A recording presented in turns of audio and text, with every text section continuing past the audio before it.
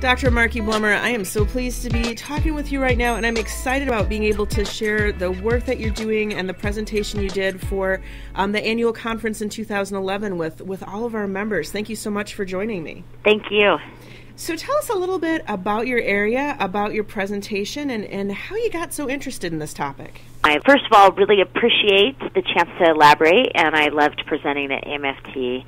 I've had a strong interest in lesbian, gay, bisexual, transgender individual couples and families for many years, tied to both personal and professional reasons.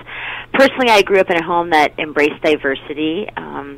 Additionally, my own sexual orientation is closely identified as bisexual. So I've had my own experiences being coupled with a person of the same sex and then the related isms from society. Professionally, I've been fortunate enough to find colleagues and peers, other couple and family therapists who share interests clinically and empirically, particularly during my doctoral training at Iowa State. That's where I teamed up with Dr. Mary Sue Green, who conducted the workshop with me, and then Dr. Megan Murphy, who heavily influenced our research together. We have explored the topic of LGBT individuals, couples, and families for almost 10 years now. And Dr. Green worked with lesbian couples and myself, gay male couples, and our findings had such similar themes that we developed a workshop around couple same-sex development. After all this time as a team and doing the individual work, I'm not sure that necessarily makes me an expert, but it means I've been working on giving voice to those who are experts on their own lives and experiences of LGBT individuals, couples, and families for a long time now. As you were formulating this for our audience at the conference, what were you hoping that therapists would gain from the presentation? We need to be aware of that visibility management. We also need to be aware that same-sex couples develop in ways that are both similar to and different from different-sex couples, ways that most people of the dominant majority might not have thought about. And so we can help couples navigate these experiences that are tied to differences in the individual, differences in the couple, differences in terms of the environment in which they live. You know, some regions are more supportive than other regions, which influences couple development.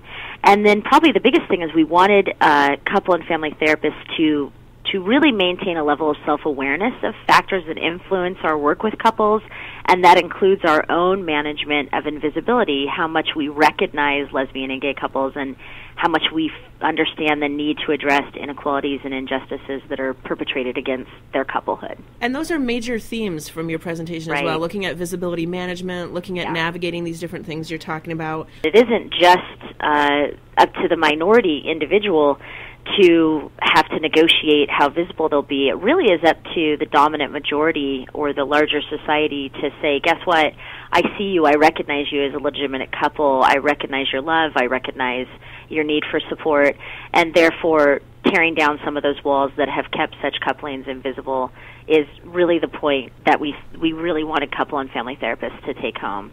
So you're presenting at AAMFT, you're a part of this series here for continuing education on the site.